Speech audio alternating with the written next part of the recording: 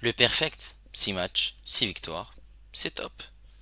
Salut à tous, on se retrouve pour le débrief du match. Villarreal FC Barcelone, victoire du FC Barcelone, 5 buts à 1. 10 buts qui ont été inscrits par Robert Lewandowski, un doublé à la 20e et 35e minute de jeu. Torre qui a marqué à la 58e minute de jeu. Rafinha un doublé, 74e et 83e minute de jeu. Pour le Villarreal, c'est Pérez qui a réduit l'écart à la 38e minute de jeu. Merci aux personnes qui étaient présentes avec moi en live pour suivre ce match. N'hésitez pas à liker et à vous abonner. Si vous êtes nouveau, là on est parti pour les statistiques du match. Et ces statistiques sont bien évidemment en faveur de cette équipe du FC Barcelone. Même si Villarreal a proposé un match très intéressant dans le contenu. 65% de possession de balle pour le FC Barcelone, 17 tirs pour le Barça. 13 tirs pour Villarreal, 4 tirs cadrés, 1 but. Pour le Barça c'est 10 tirs cadrés, 5 buts. 35% de possession de balle pour Villarreal, 610 passes pour le Barça, 325 pour Villarreal, précision de passe à 90% pour le Barça, 81 pour Villarreal, 12 fautes pour le Barça, 11 pour Villarreal, un carton jaune pour le Barça, 6 pour Villarreal. On a eu 7 hors-jeu malgré tout pour Villarreal, dont 2 buts refusés, 7 corners pour le Villarreal et 3 pour le Barça. Et là on est parti en image pour les 6 buts du match. Cette équipe de Villarreal a évolué en 4-4-2 avec Condé dans les buts, Femenia, Bailly, Costa, Cardona, le double pivot Parejo et Come Sana. On avait côté gauche Baena, côté droit Pino et les deux buteurs Pérez et Nicolas Pepe. Pour le Barça, c'était un petit turnover, il y a eu 3 changements. On avait Ter Stegen, Koundé, Inigo Martinez accompagné de Sergi Dominguez. À gauche, on avait Gérard Martin. Le double pivot Pedri, Eric Garcia. Torre en 10, à droite Yamal, à gauche Rafinha et en buteur Robert Lewandowski. Voilà. Euh, Balde était laissé sur le banc, Koubarsi était laissé sur le banc. Et on avait aussi Casado qui était sur le banc. Et le Barça va réussir à marquer. Ici, on aura une très très belle passe de la part de Koundé sur le côté gauche. Contrôle très bien joué de la part de Rafinha. Rafinha, le ballon pour Robert Lewandowski. Robert Lewandowski qui va essayer de conserver le ballon malgré qu'il y a deux joueurs qui sont en pressing de Villarreal sur lui. C'est très bien joué. Il va mettre cette passe pour Pedri. Pedri qui va mettre cette passe pour Torre. On voit que Robert Lewandowski fait un appel dans cette surface de réparation. Robert Lewandowski est servi et Robert Lewandowski à la conclusion et marque pour le premier but du match, ce qui fait 1-0 pour le Barça. La célébration et la joie des Barcelonais après ce premier but. Ensuite, Yamal va mettre un très très bon centre dans cette surface de réparation. Pablo Torre va le dévier pour Robert Lewandowski, mais ça va être contré. Robert Lewandowski dans les airs va mettre ici une petite bicyclette et qui permet au Barça de mener 2 buts à 0 et ça fait un doublé pour Robert Lewandowski. La joie des Blaugrana après ce deuxième but de Lewandowski. Et ici, suite à une récupération de la part d'un joueur de Villarreal, il va lancer rapidement sur le côté un de ses coéquipiers et ensuite il va voir qu'il y a un très très bel appel dans la profondeur de Pepe. Pepe qui va être servi. Pepe va accélérer, il va aux abords de la surface de réparation voir qu'il y a son coéquipier Ayoze Perez et il va lui faire la passe direct, sans contrôle, frappe, but, ce qui permet à Villarreal de réduire l'écart 2 buts à 1. Ensuite, là, on a le tournant du match, voire le tournant de la saison pour le FC Barcelone, puisque on voit que Ter Stegen retombe mal et se fait mal à la jambe. Ter Stegen sort sur civière en pleurs, probablement une grosse blessure et une longue absence, remplacé par Inaki Pena. Ensuite, en deuxième mi-temps, ici on va voir que les Blaugrana vont insister pour essayer de marquer un troisième but. Pedri va faire la passe à Torre. Torre va marquer d'une frappe limpide, efficace, qui surprend le portier de Villarreal et frappe enroulé, magnifique de la part du joueur de la Masia et Rafinha autour de Torre. Un penalty va être sifflé en faveur du Barça après visionnement de la VAR. Une grosse faute de Bailly sur Lamine Yamal. Robert Lewandowski pour une balle de d'un triplé. Robert Lewandowski va rater son penalty, il va tirer sur le poteau et le score reste tout de même de 3 buts à 1 pour le Barça. Ensuite, les Blaugrana vont insister pour essayer de marquer ce quatrième but. Ils vont réussir parfaitement à le faire. Dominguez qui va mettre cette passe pour Pau Victor dans cette surface de réparation. Pau Victor qui voit que Rafinha est tout seul va être servi. Rafinha qui va frapper. Cette frappe va être déviée, il me semble, par Gay, surprendre le gardien et permet d'alourdir le score. 4 buts à 1 pour le Barça. La joie des Blaugrana autour de Rafinha. Et ensuite, le cinquième et dernier but du Barça, c'est une contre-attaque. Une très très belle passe de la part d'Eric Garcia pour Yamal.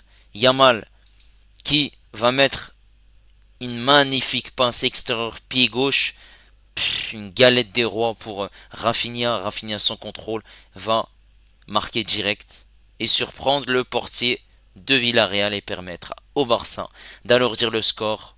5 buts à 1 pour le Barça, doublé pour Rafinha et magnifique passe décisive de la part de Lamine Yamal. C'était un gros test pour savoir si cette équipe du FC Barcelone allait se relever de cette défaite en Ligue des Champions contre l'AS Monaco. Et ils l'ont parfaitement bien fait. 5 buts à 1 et il n'y a rien à dire. Copie parfaite du FC Barcelone, malgré qu'il y a eu ce but qui a été encaissé. Voilà, la première mi-temps, on a vu une équipe du FC Barcelone qui a essayé de trouver des solutions dans la profondeur, de essayer de varier le jeu, puisque cette équipe de Villarreal a été bien ordonnée avant l'ouverture du score de Lewandowski. Ils sont créés de multiples occasions, des barres transversales. Voilà, doublé pour Robert Lewandowski. Ensuite, Ayoze Perez a réussi à marquer. Voilà, suite à une contre-attaque qui était très bien menée par les joueurs de Villarreal. Il y a le tournant du match qui, Ter Stegen, va être influent sur la suite de la saison du FC Barcelone. En deuxième mi-temps, les joueurs du Villarreal pouvaient revenir au score. Ils sont revenus au score. Une première fois, position d'hors-jeu. Une deuxième fois, après consultation de la VAR, position d'hors-jeu. Et après, forcément, le Barça, vu qu'ils sont dominateurs et ils se créent énormément d'occasions, au bout d'un moment, ces occasions vont finir au fond.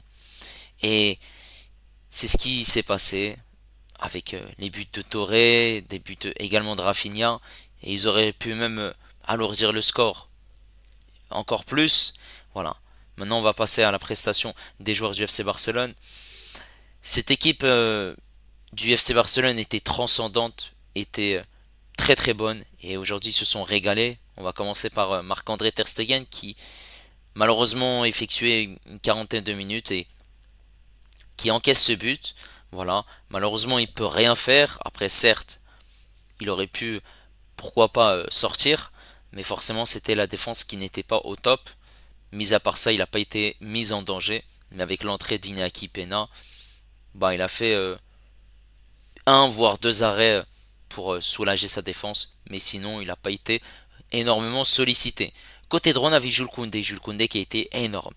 Défensivement, offensivement, il a apporté, voilà, de par ses centres, de par aussi sa disponibilité pour essayer de monter dans le couloir de Yamal et de pouvoir laisser Yamal soit rentrer intérieur, soit déborder et permettre, pourquoi pas, par moment à Koundé de centrer. C'est ce qui s'est passé de multiples reprises. Et voilà, on a vu un Koundé transcendant. Défensivement, il a été très bon aussi. Voilà, top match de la part de Koundé. Cette charnière centrale Martinez-Dominguez. Elle n'a pas été mise en danger, mais sur le but de Pérez, ils n'ont pas été bons. Après Dominguez, on ne peut pas lui en vouloir. C'est un jeune joueur de la Masia qui évolue, qui est toujours en phase d'apprentissage. Donc forcément, il est encore très très jeune et on ne peut pas le saquer comme ça direct. Et Martinez, c'était lui qui devait plutôt aider Dominguez. Voilà. Mais sinon, dans la rencontre, que ce soit dans les relances, que ce soit dans certains duels, c'était bon. Mais il y a eu quand même du déchet de la part de Martinez. Après, Dominguez aussi, il n'a pas fait un énorme match, mais plutôt un match correct dans l'ensemble. Côté gauche, on avait un Martin. Martin, j'ai trouvé intéressant. Martin, c'était pas un Martin qui montait énormément, qui apportait une solution offensive, mais un Martin plutôt défensif, qui était intéressant au niveau de son positionnement, puisqu'il laissait sur le couloir gauche Rafinha partir et avoir la liberté. Mais un Martin intéressant dans le repli défensif, dans la récupération, dans les tacles et surtout aussi dans l'anticipation. Un Martin qui est en phase d'apprentissage, tout comme Dominguez. Donc voilà, on va leur laisser petit à petit euh, voilà une phase d'apprentissage et forcément ces joueurs ont un énorme potentiel. Au milieu de terrain, on avait Pedri et Eric Garcia.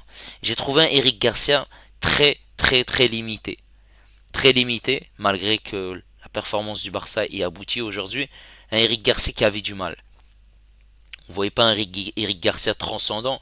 Ces joueurs de Villarreal qui ont réussi malgré tout à se créer des occasions. Et voilà, il n'est pas pour rien, Eric Garcia. 13 tirs malgré tout pour cette équipe de Villarreal. C'était compliqué pour lui, il a perdu des duels, les tacles n'étaient pas bien ajustés, forcément il joue dans un poste qui n'est pas le sien. Voilà, c'était compliqué pour lui d'exister aujourd'hui, tout comme en Ligue des Champions, où il a pris ce carton rouge. Et à ses côtés, on avait un Pedri qui était plutôt intéressant. Dans ce positionnement-là, Pedri qui était à l'aise, passeur décisif. Voilà, techniquement, il arrivait à rentrer dans les 16 derniers mètres, à essayer d'apporter sa patte offensive, de combiner, de jouer aussi avec ses coéquipiers une deux des phases de possession et des phases aussi de verticalité pour aller vers l'avant et se projeter et permettre au Blaugrana de se créer des occasions. C'est ce qu'il a fait. De très belles séquences de jeu. Il a été très intéressant et très disponible. Un match très intéressant. Une nouvelle fois de Pedri. En attaque, les quatre de devant. On va commencer par le jeune Touré. Touré, je l'ai trouvé très intéressant. Très intéressant déjà puisqu'il a marqué. Et en plus de ça, c'est un joueur qui s'est montré très disponible dans l'engagement, dans la présence offensive. Il a été passeur décisif également sur le premier but. Il a eu la très bonne vision de mettre cette très belle passe dans cette surface de réparation où il a vu que Lewandowski faisait un appel et voilà, à l'arrivée, Lewandowski a réussi à marquer ce but. Un but aussi en dehors de la surface de réparation pour Toré qui est magnifique et qui a surpris un Condé. Et aussi, il a été intéressant dans ce rôle de numéro 10 en l'absence de Dani Olmo pour combiner avec ses coéquipiers. Voilà, il a tenté quand même quelque chose, on va dire un pari qui aurait pu ne pas fonctionner face à une équipe quand même de Villarreal qui est plutôt intéressante. Et voilà, aujourd'hui ça a plutôt bien fonctionné. Maintenant, à voir qu'est-ce que ça peut donner par la suite, sachant que c'était la première défaite de Villarreal. Ils en ont encaissé quand même 5. Pablo Torre qui était très intéressant, pertinent. Et aussi, comme je l'ai dit pour Martin et Dominguez, en phase d'apprentissage. Donc on va pas le saquer par rapport à ce qu'il a fait de négatif. Forcément, il y avait des placements qui n'étaient pas bons et aussi du déchet technique. Mais c'est un joueur à fort potentiel. Et maintenant, voilà, cette attaque était incroyable puisque Yamal a été une nouvelle fois décisif, une passe décisive magnifique et il était intéressant dans l'élimination, dans les dribbles, il a eu beaucoup de fautes. Voilà, c'est un joueur à protéger, c'est un joueur qui dribble, c'est un joueur percutant, qui va vers l'avant, qui combine avec ses coéquipiers, et qui fait d'énormes différences. Il a marqué contre Monaco, c'était l'une des rares satisfactions en Ligue des Champions et aujourd'hui il est une nouvelle fois décisif et depuis le début de saison il est décisif à chaque rencontre. Ce qui est énorme à son jeune âge. Il faut quand même le souligner malgré que c'est un joueur qui est en phase d'apprentissage et c'est un joueur que le Barça compte euh, depuis l'année dernière, la saison 2023-2024 et c'est un joueur qu'il faut préserver et il faut faire attention à son temps de jeu pour ne pas qu'il soit blessé, qu'il y ait un surménage, sachant qu'il y a pas mal de joueurs du FC Barcelone qui sont blessés. Top rencontre, hein, magnifique de la part de Yamal. Côté gauche, on a un Rafinha qui est transcendant et qui est stratosphérique. Rafinha, c'est 5 buts en Liga. Rafinha, c'est incroyable hein, ce qu'il fait depuis le début de saison. Il est aussi à 2 passes décisives. Hein. Il n'y a rien à dire. À souligner que Yamal, c'est le meilleur passeur décisif de la Liga. 5 passes décisives. Et il a été très très bon. Rafinha doublé une nouvelle fois. Il n'a pas été décisif hein, en Ligue des Champions contre Monaco et on sait qu'il peut faire largement mieux. C'est un joueur percutant qui est en forme, qui combine et qui fait d'énormes différences hein, sur ce côté gauche. Un Rafinha transcendant, un Rafinha qui percutant, qui est virevoltant, qui accélère le jeu du FC Barcelone. Bravo. Il faut qu'il maintienne ce niveau-là même en Ligue des Champions. Voilà. Et Lewandowski, on avait beau le critiquer, puisque c'était compliqué pour lui cette semaine en Ligue des Champions. Forcément, le Barça était réduit à 10 et aujourd'hui il a fait une rencontre au top. Malgré ce penalty hein, qui est raté, il a tiré d'une manière assez particulière. C'est pas la même technique avec laquelle il tire d'habitude. Un doublé quand même. Un doublé où il est en renard des surfaces, il marque ce premier but. Une nouvelle fois dans cette surface de réparation où il est dans la bonne zone pour marquer un magnifique but. Et après il y a ce penalty où il tape le poteau. Il a aussi fait les retours défensifs. Il combine avec ses coéquipiers et revenait. Voilà, il décrochait pour jouer avec ses partenaires. Il a fait un match très très intéressant dans les appels, dans l'agressivité. Aussi, il s'est rendu énormément disponible et il s'est créé énormément d'occasions. Et ça fait plaisir qu'on voit un Lewandowski en forme. Et bien sûr, il faut qu'il reste sur cette lancée puisqu'il est à 6 buts, meilleur buteur hein, de la Liga. Il n'y a rien à dire. Voilà. Le Barça est toujours invaincu en Liga et surtout, c'est le perfect 6 matchs, 6 victoires, 18 points.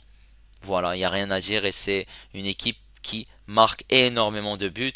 22 buts depuis le début hein, de cette saison 2024-2025 dans le championnat espagnol et seulement 5 buts encaissés. N'hésitez pas à me dire ce que vous avez pensé de cette rencontre. N'hésitez pas également à liker et à vous abonner si vous êtes nouveau. Et moi je vous dis à la prochaine. Ciao les amis.